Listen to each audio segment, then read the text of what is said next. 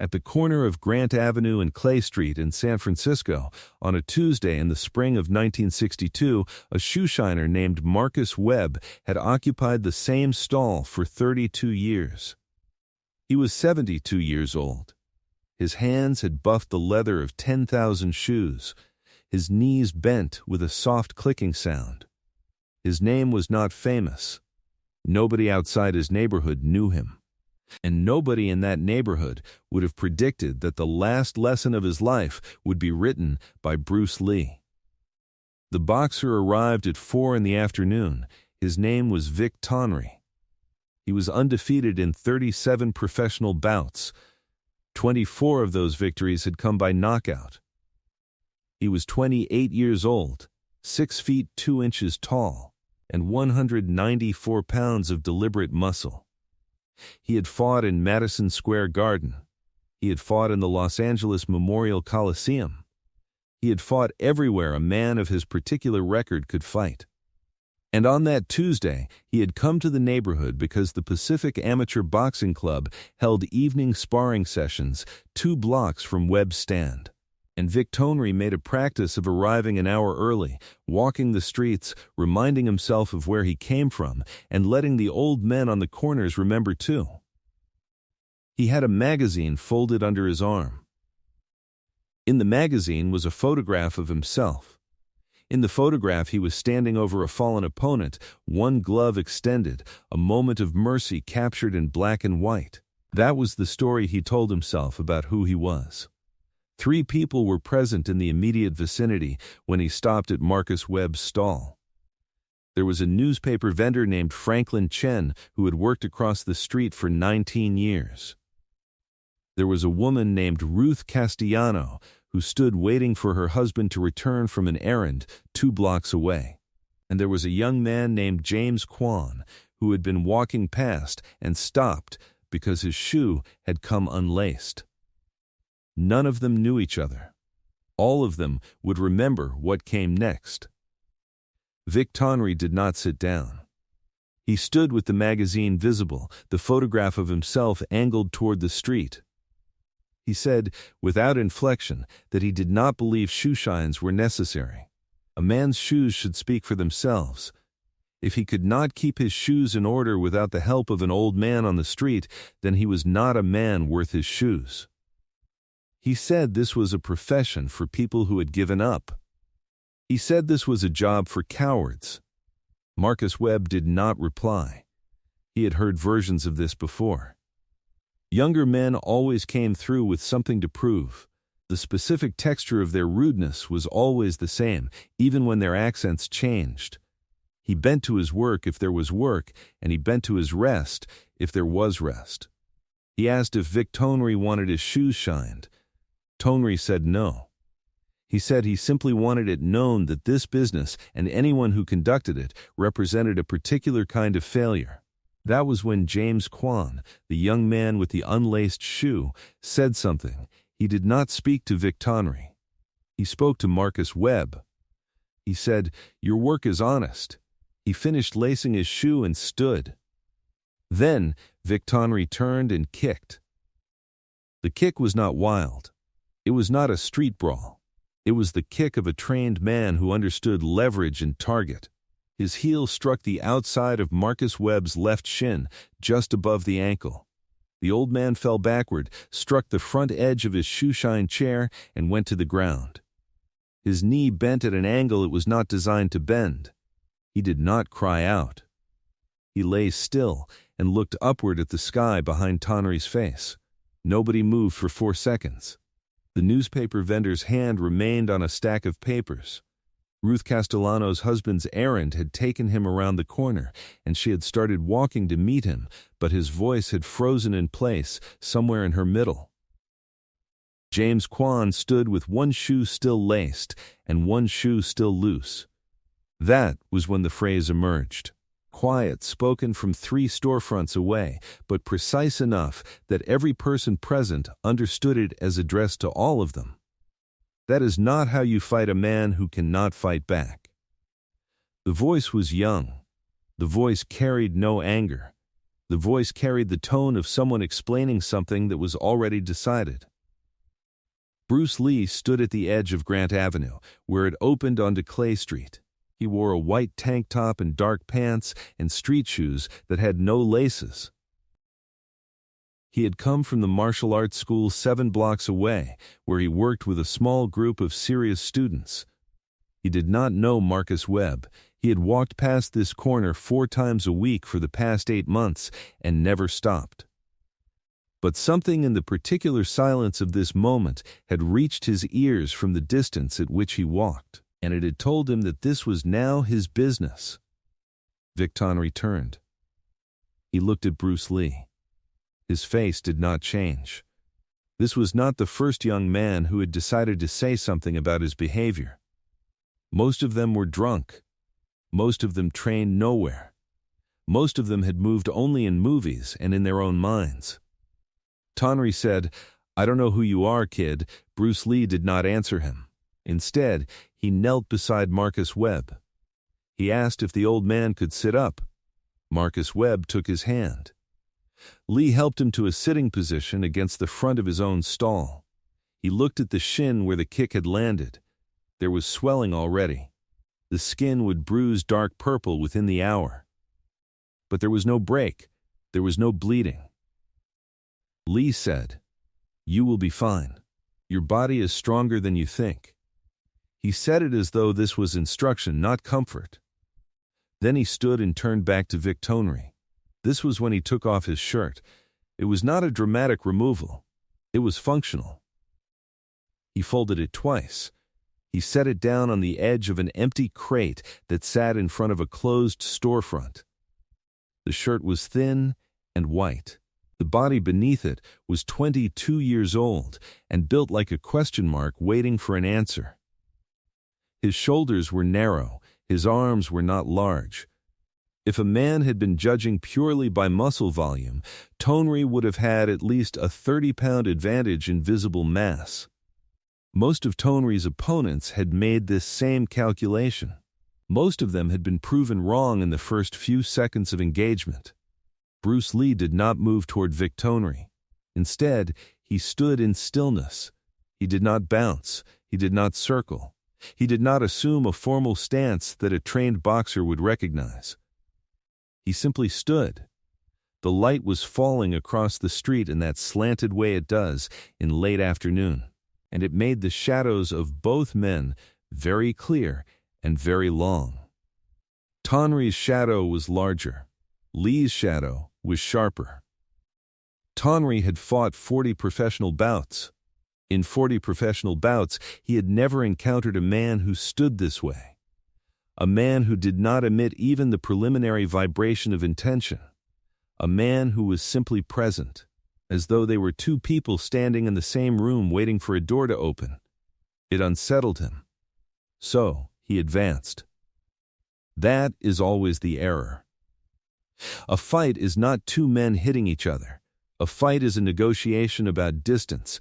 It is a conversation about who controls the space between 2 points. It is a mathematics problem being solved at the speed at which a human nervous system can perceive the solution. Vic Tonry had learned to fight by training in rings, under rules, where his forward momentum was a tool that worked because it was permitted to work. He had learned that walking through a man's guard, putting his weight behind his hands and his feet, was a strategy. In this system, at this distance, with this particular opponent, it became a liability. Second one. Tonry threw a jab.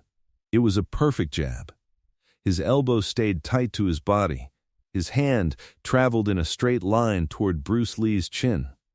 He had thrown this jab 400 times since learning to throw it, and it had landed clean on 398 of those attempts. James Kwan, the young man who had not finished tying his shoe, watched Tonry's shoulder rise.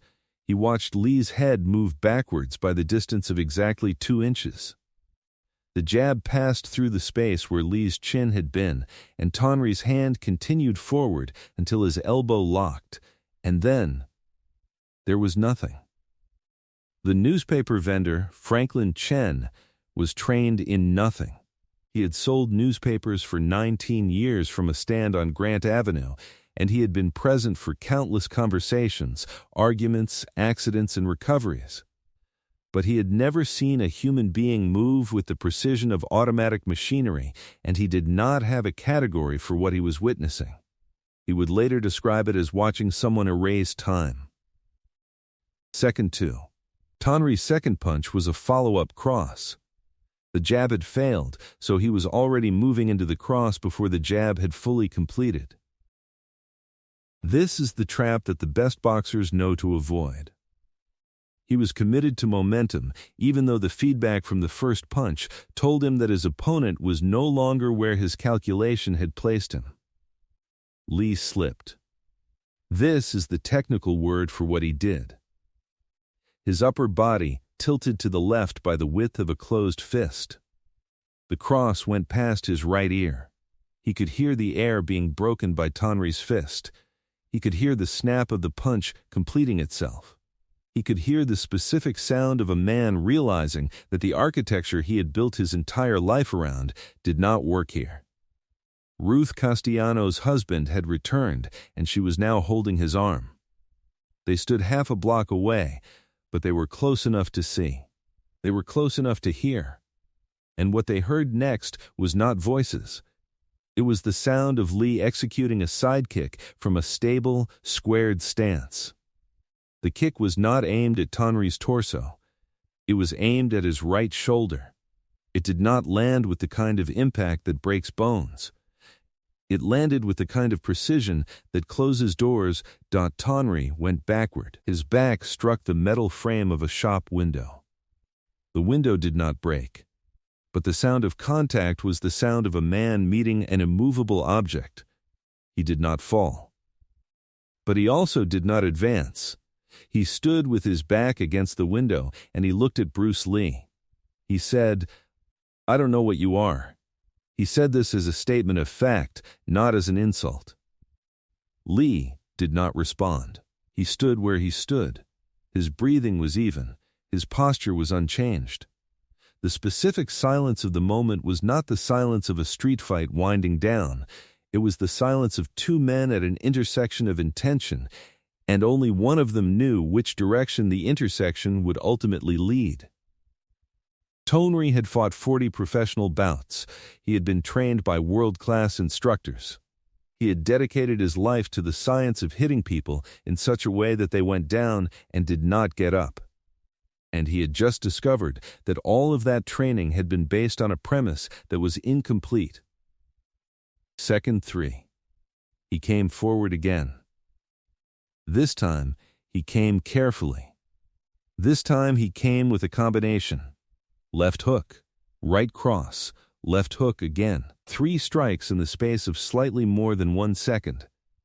Lee did not block any of them. He did not parry any of them. He slipped them.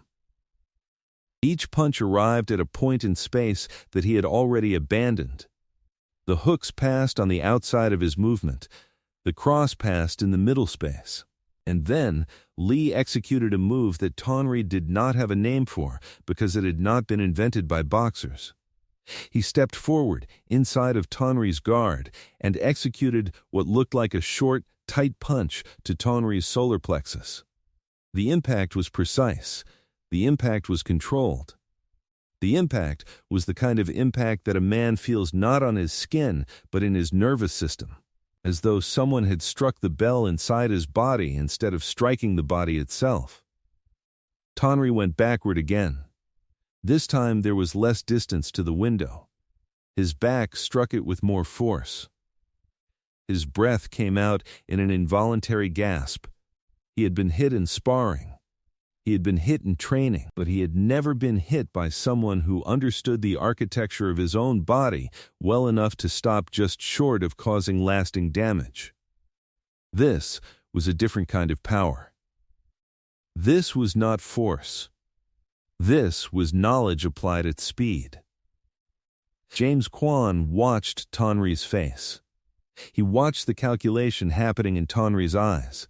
He watched the moment when a trained man comprehended that all of his training had been a question, and this was the answer. And the answer was not what he had expected. It took 11 seconds total. In those 11 seconds, Vic Tonry had thrown more punches than he had thrown against some of his professional opponents.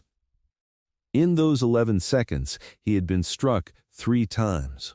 In those 11 seconds, he had been moved backward twice by strikes that had nothing in common with the strikes he had learned to defend against.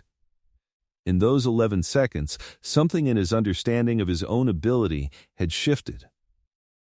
He did not advance a third time. Instead, Bruce Lee extended his hand. This was not a gesture of friendship.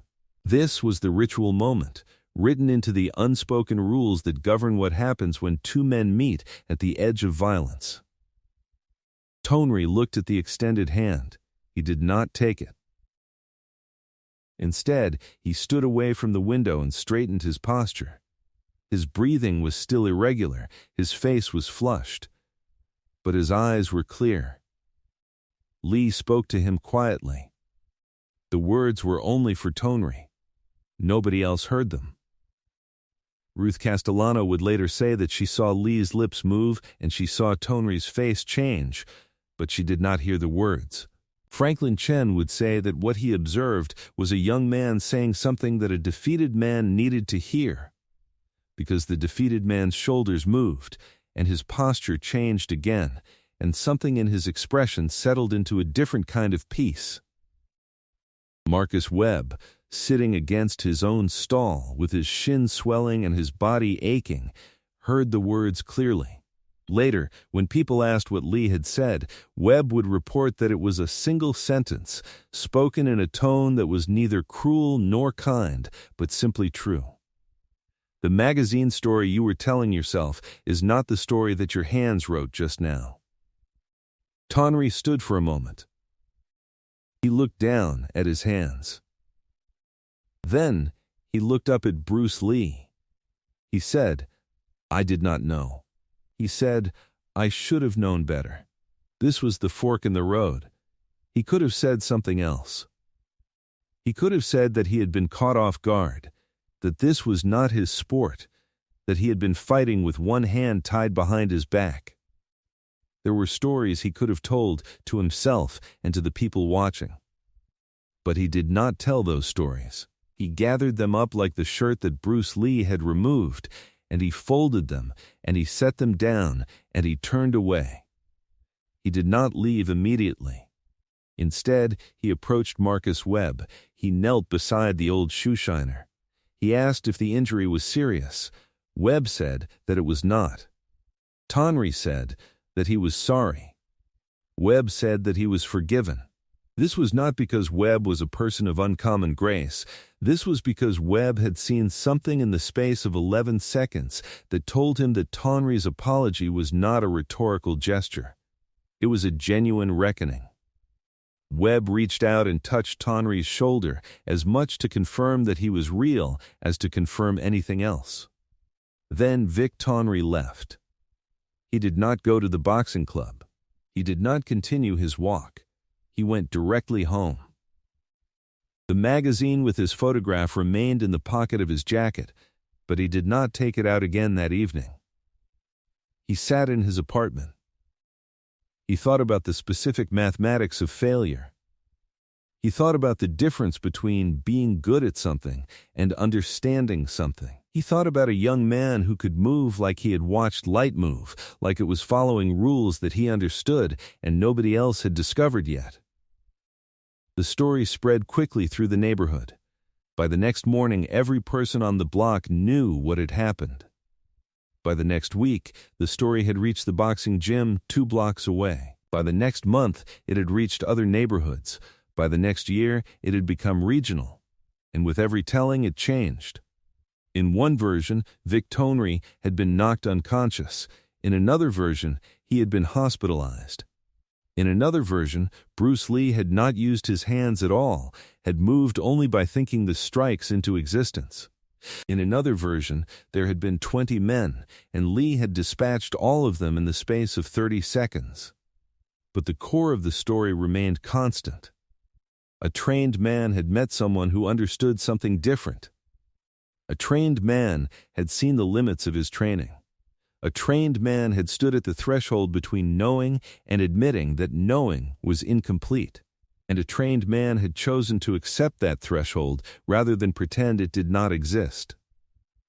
Marcus Webb continued working at his stall on Grant Avenue for 5 more years. His left shin never entirely stopped aching. On cold mornings, he would stand and feel the tightness in his knee, and he would remember the 11 seconds that had happened in front of his stall. He would remember the young man who had folded his shirt and stood in stillness. He would remember the moment when another young man had recognized the difference between knowledge and arrogance, and he would remember that the lesson had not been taught to him. It had been taught to everyone present, including the man who needed to learn it most. The newspaper vendor, Franklin Chen, would later take up martial arts training. He was 32 years old when he began. He had no particular gift for it, but he understood something about the nature of movement from watching Bruce Lee stand still, and this understanding guided him. Ruth Castellano would describe the moment to her children and her grandchildren. James Kwan would spend 40 years thinking about the young man with the unlaced shoe and the older man with no warning, and about what might have happened if he had not knelt to tie that shoe at exactly that moment. They had been pulled into a story not because they had chosen it, but because they had been standing in the proximity of the moment when the story decided to begin. Bruce Lee returned to the martial arts school 7 blocks away. He did not speak about what had occurred. He continued teaching his small group of serious students. He folded his shirts when he arrived. He stood in stillness when teaching. He moved the way he moved because he had understood something that Vic Tonry was still learning to accept, that true power is not measured by the damage it can cause, but by the precision with which it understands the distance between causing damage and declining to cause it. Years later, Vic Tonry would return to boxing. He would fight 12 more professional bouts. He would win 9 of them. But something in him had changed on that day in front of Marcus Webb's stall. He carried the knowledge that there were kinds of power that boxing did not measure. He carried the knowledge that being good at something did not mean you had understood what you were good at. He carried the knowledge that the magazine photograph and the story it told about who he was only one version of a much larger story that included his capacity to learn and his willingness to admit when he was wrong. The specific wisdom that comes from being defeated by someone who does not require your defeat for any purpose except your own understanding is the kind of wisdom that changes a man. It is not the wisdom that comes from being hurt. It is not the wisdom that comes from being humiliated. It is the wisdom that comes from meeting someone who could destroy you and instead chooses to teach you. It is the wisdom of seeing your own story written in someone else's hands and recognizing it as true. In the years that followed that afternoon in 1962, Bruce Lee would face many challenges. Many of them would come from men larger than him, stronger than him, more experienced than him. But none of them would touch the core of what happened that day, because none of them would understand what that day had revealed, that the real confrontation is not between 2 men. It is between a man and his understanding of what a man can be. Everything else follows from that. The distance that Lee controlled was not the distance between 2 bodies. It was the distance between a man and the truth about himself. And that is the distance that can never be crossed unless the man who is being confronted decides to cross it himself. If you found this story of a moment when the student became the teacher, when dignity met arrogance and arrogance learned its own name, make sure you are subscribed to this channel. Tap the bell notification so you are alerted the moment we upload. And comment below where you are watching from, because we read every comment that you send. Next week, we will talk about the confrontation between Bruce Lee and a heavyweight boxer who challenged him in a Los Angeles dojo, and what Lee discovered about the gap between knowing how to fight and understanding why men fight at all.